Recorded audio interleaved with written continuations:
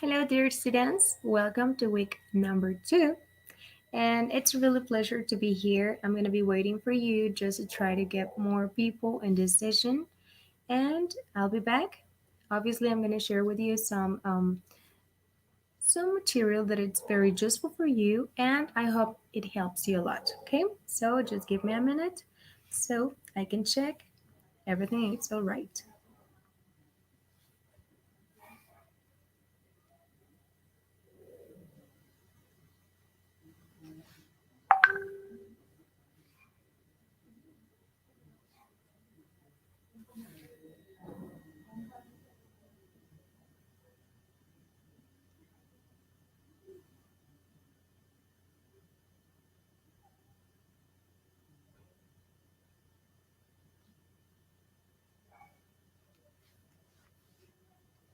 Okay, if you check, I'm gonna be active in the chat. So if you have any questions, just let me know and I can help you, obviously.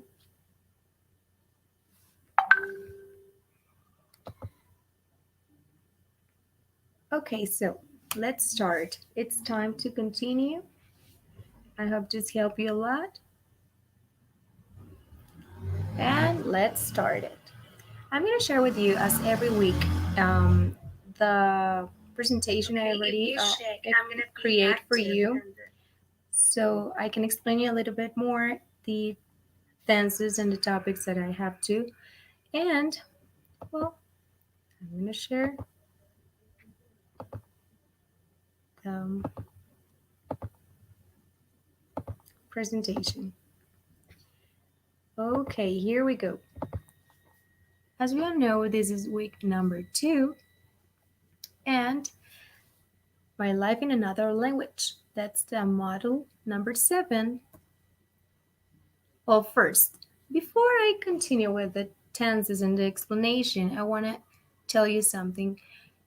Most of the activities doesn't have the recording, your voice recording, and that's very important because in that way I can see your progress. I can just evaluate it to try to help you, obviously. But I've been noticed that your activities don't include the link, and it has, well, it is a problem because I cannot help you in the expression, in the oral expression. So please try to share the link. If you have any question, I already shared some information at the bottom.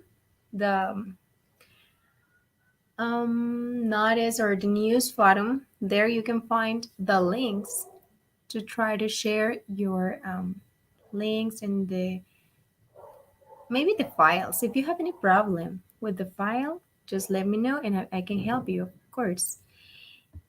Well, session 1. Well, this is 2, but in this purpose, I'm going to explain the usage and the structure of the topic simple past in affirmative, negative, and interrogative form. Specify the usage of the verb to be in simple past and share some basic vocabulary, time expressions, and the word or the expression used to clarify doubts about the activities. Before I start with this, I already shared with you another presentation. It's very similar to this, and I hope it helped you a lot. So it's just because we had the session until this day, so I already shared that with you, and I'm gonna be doing it every week. I'm gonna share one material that it's very similar to this session, and then we're gonna have this class, okay, this virtual class. Simple past. Well, simple past is very useful, and at the same time it's very hard. Why? Because we have two types of verbs. We have regular and irregular verbs. So in this way, we use simple past to explain activities or actions that happened in the past and finished in the past.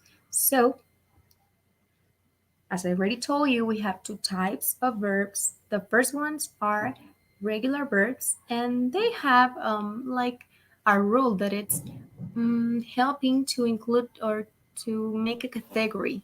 For example, all the verbs that are regular, if I just take a verb and then I just add ed at the end, I already made it conjugate, the change of the topic or the tense.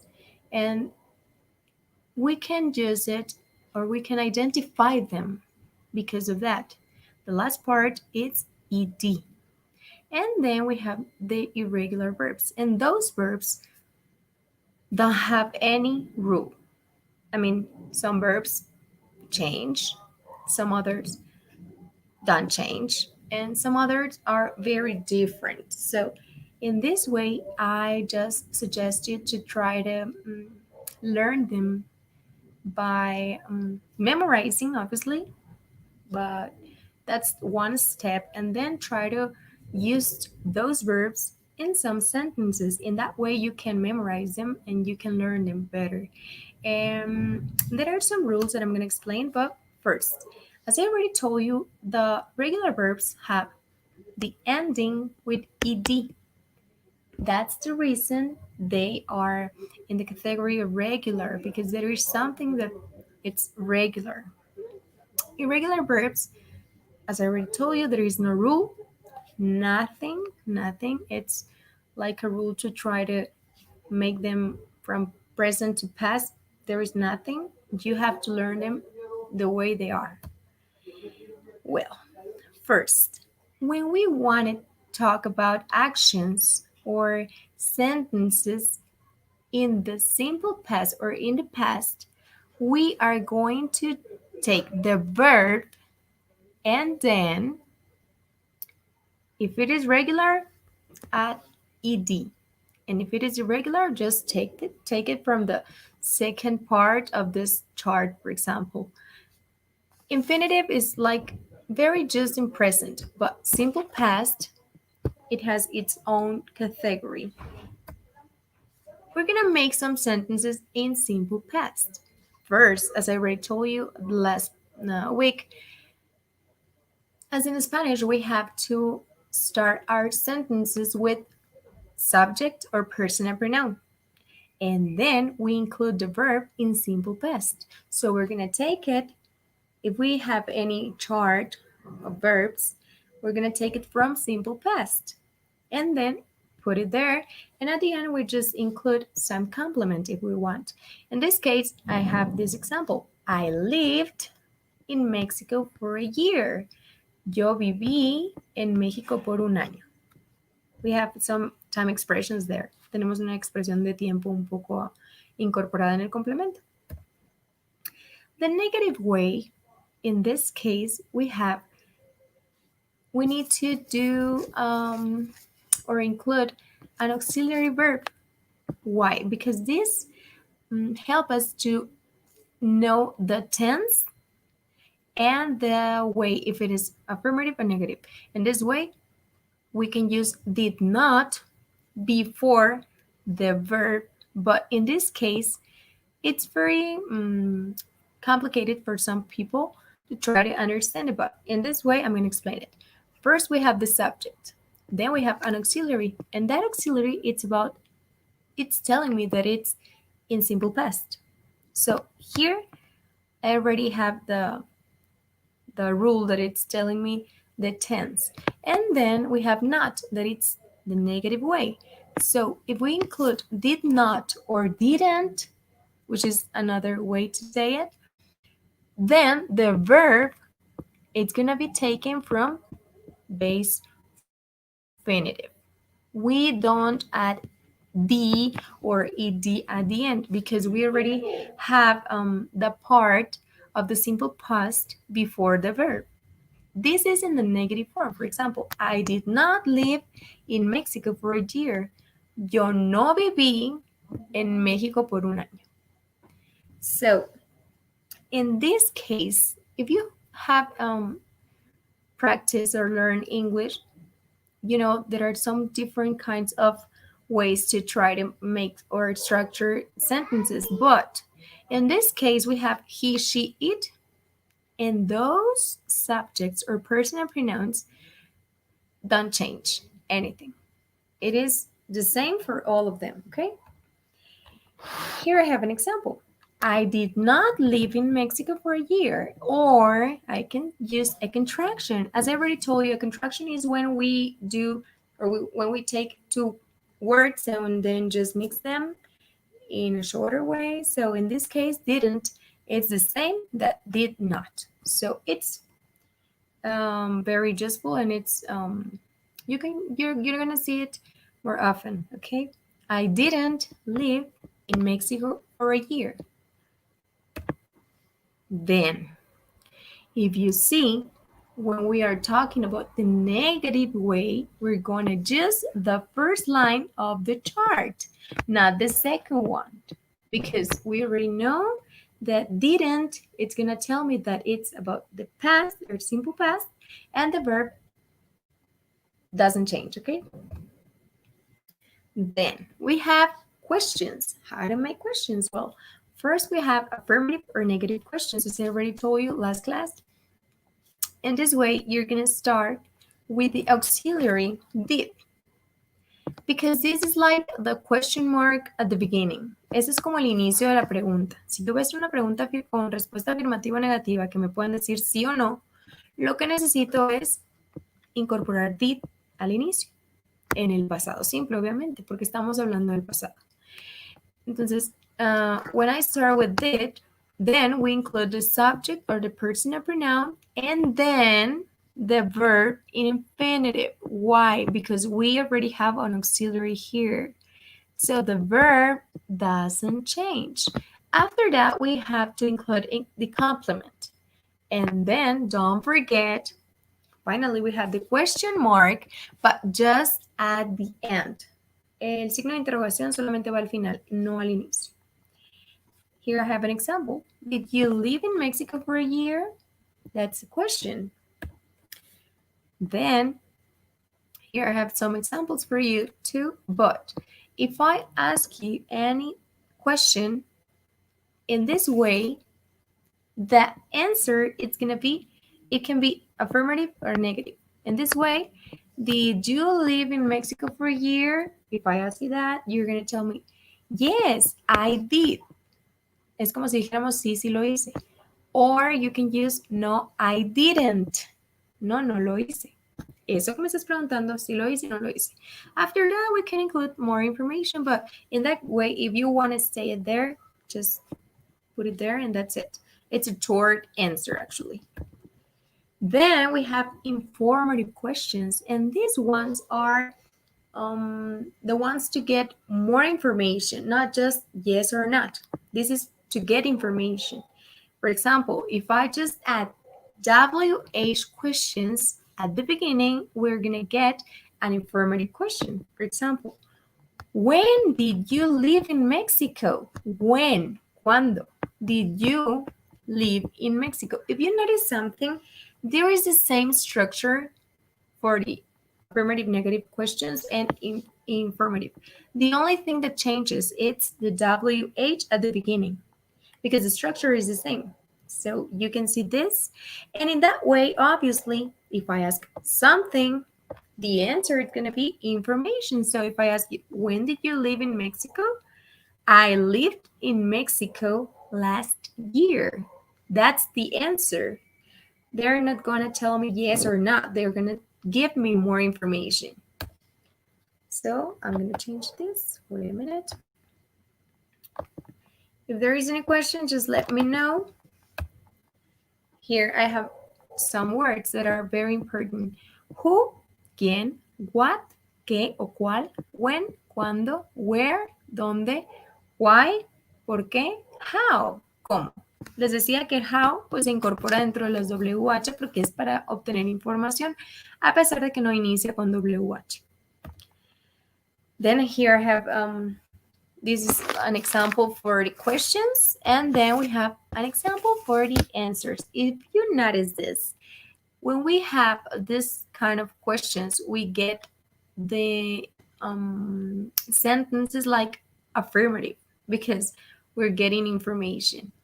If you can see, we have some materials at platform about it. For example, I'm going to give you this example because it's about the materials. Did you go to Sandy's birthday party last weekend? ¿Fuiste a la fiesta de Sandy la semana pasada? And then he answers. Y él responde, yes, I did. Sí, sí fui. I finished my homework on time and I went. Yo terminé mi tarea y terminé. Lo que les decía es que tenemos que cumplir con esa reglita. Si es afirmativa o negativa la pregunta, la respuesta obviamente va a ser afirmativa o negativa y después podemos incorporar información extra, pero siempre respetando primero cumplir con la respuesta corta. Yes, I did o no, I didn't. Yes, she did. No, she didn't. And so on. Okay, let me. Okay, here in the material we have another example. Did you go to the theater last night? Yes, we did. En este caso les está preguntando, ¿fueron ustedes? Porque acuérdense que you puede ser tú o ustedes. ¿Fueron ustedes al teatro la noche anterior o ayer en la noche? Yes, we did. Este es un ejemplo. Yes, we did. Tenemos muchos más en este caso. Si me están preguntando, did you go to the cinema? Yes. Or no, I didn't. Did Maria go to the anniversary party? Yes, she did. En este caso es nada más para ejemplificar que con todos los pronombres vamos a utilizar el did. En este caso no se cambia como en el presente que cambiamos del do y el does. El did es el pasado de esos dos. O sea, el do en pasado es did. Por lo tanto, en este caso estamos utilizándolo como auxiliar. Let me check. There is another verb that must be studied apart from the rest. For example, I'm just trying to share the chat. Okay, if you have any question, I'm checking if you're sending a message or something. Was where? Well, this verb is the simple past of the verb to be. We already know about it. It's ser o estar. That's the meaning. So in the past, when we want to talk about the verb to be, we're going to include it with was and example. I was happy. Yo era feliz o yo estaba feliz, porque puede ser o estar. The category, it's I, he, she, it.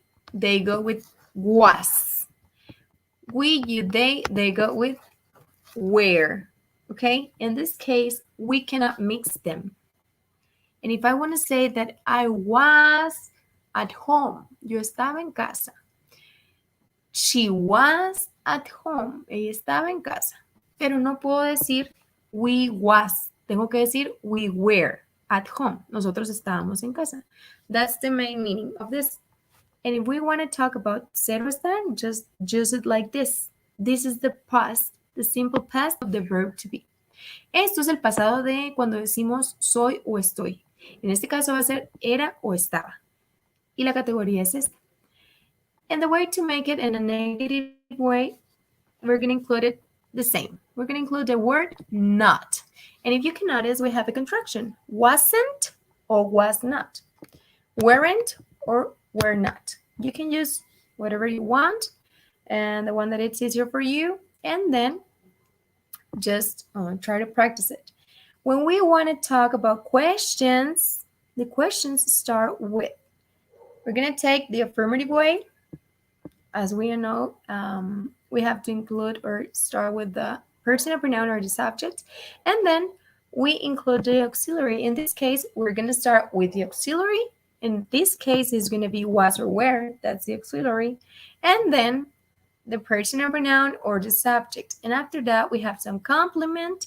And finally, we have the question mark. If we want to talk about affirmative, negative questions, we're going to start with this, was or were at the beginning. And if we want to talk about informative activities or informative questions, you're going to start with WH, but following the same structure that I already explained you in this. Were they happy? ¿Eran o estaban ellos felices? Was she rich? ¿Ella era ella rica? Or we're going to include it, where was she, or why was she tired, or why was he sick? ¿Por qué estaba él enfermo? Estaba o era. Recordemos siempre esto. Es un verbo que se tiene que estudiar aparte, el verb to be, porque tiene su grado de complejidad diferente a los demás, o sea, con el resto. I was sad. Yo estaba triste. He was poor. Él era pobre.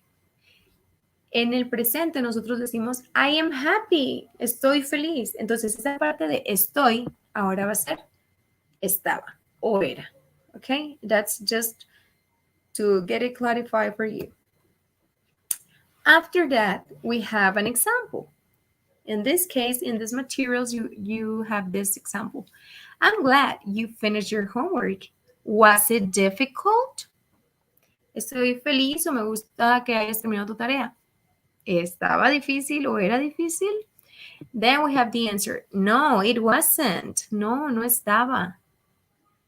In fact, it was pretty easy. De hecho, estaba muy fácil.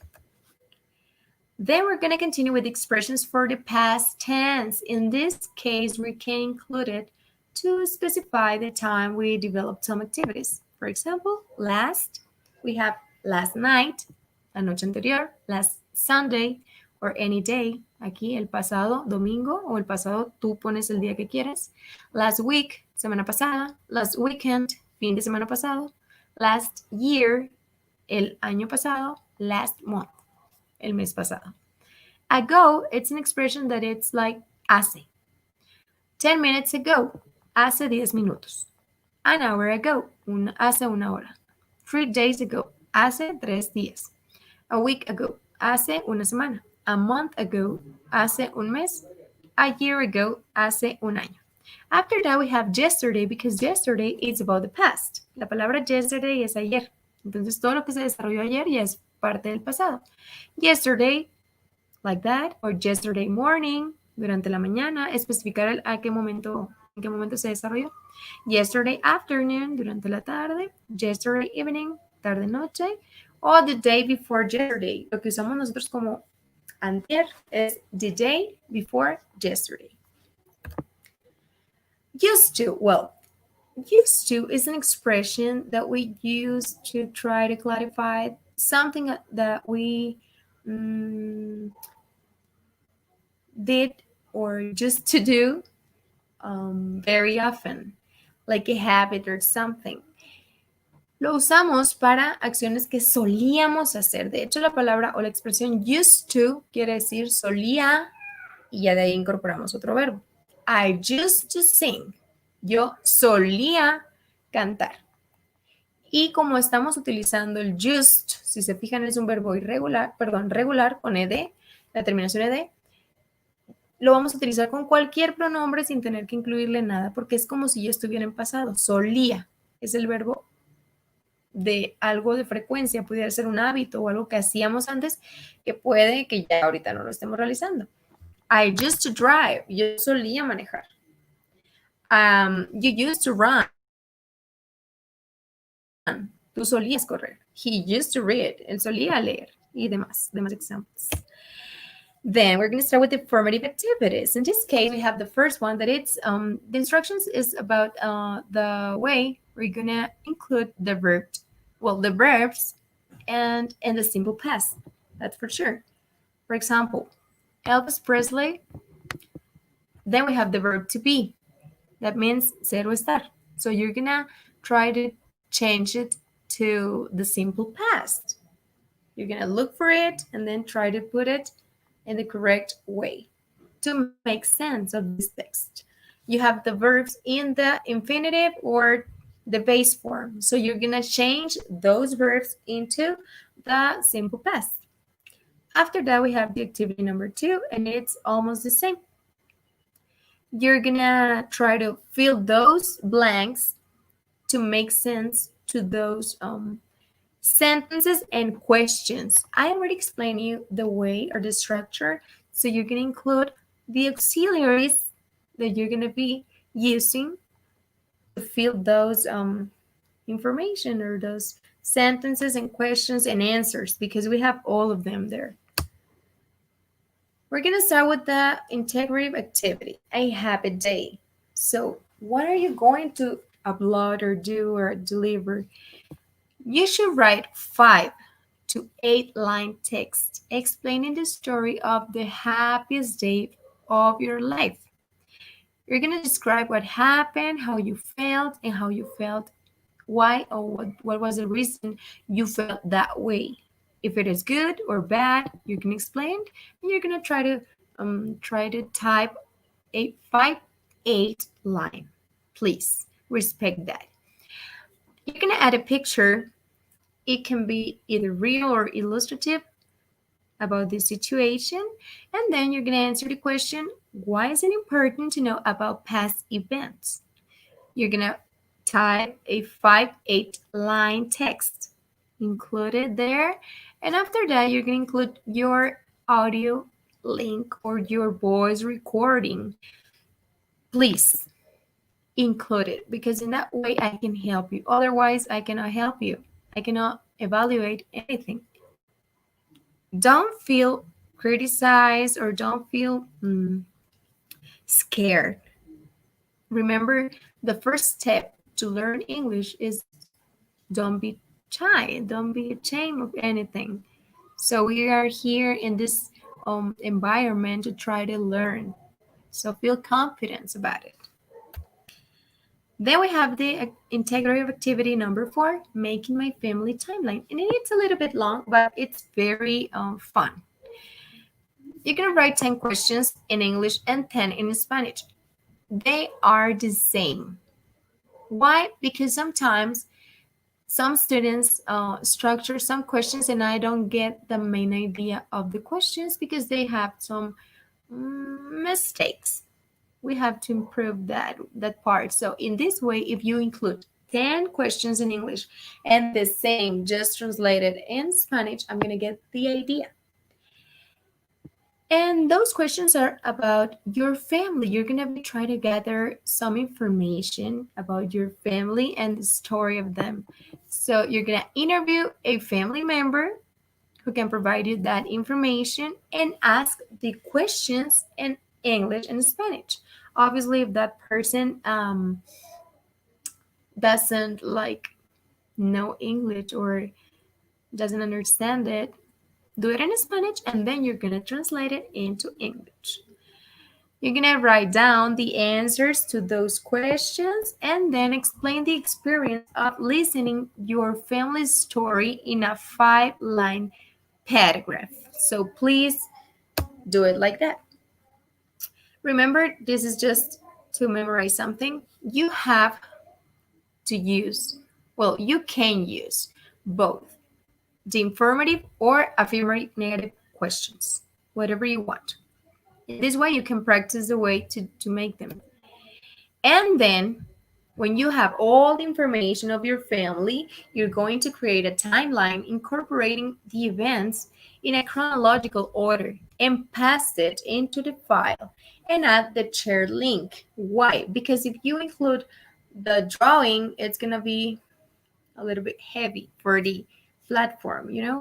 So if you do it, just include the link. If it is short and there is no problem with the platform, just put it there. There is no problem. But in this way, if you have some problems to upload your activity because of the size or weight of your file, just add the link and there is no problem. I'm going to get it. After that, you're going to include your recording voice and you're going to read the questions and the answers.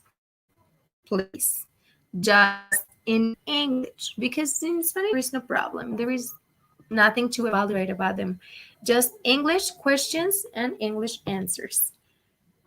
After that, you have to participate in the learning forum. Don't forget it. Why? Because you have to express and request information about the activities or things that happened in the past. You're going to use the structure, and this forum is to try to practice it. You're going to share in the community of Preplinea, and write in English about what you were doing before entering to this stage of your life and what motivated you to study your high school in this modality actually. Express all this information and try to ask to your classmates more about them, more details about their lives and things that motivates them to be here and to try to be learning, okay, and have how they set that goal and how are they doing now and what happened in their lives, maybe some experiences that happened in the past. I'm gonna give some space if you have any question. I'm gonna be checking in this way, and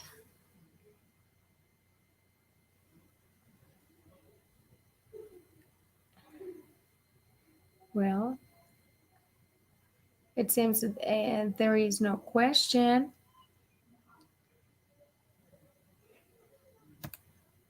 So, well, guys, if you have any question after this explanation, just let me know. You know, you can send me a message or anything you want by email or by platform. So I'm gonna be here trying to help you. I'm checking your activities, giving you some feedback that it's very important for you because I'm sure you're gonna be learning. So please keep doing your best, and I'm gonna be here trying to help you.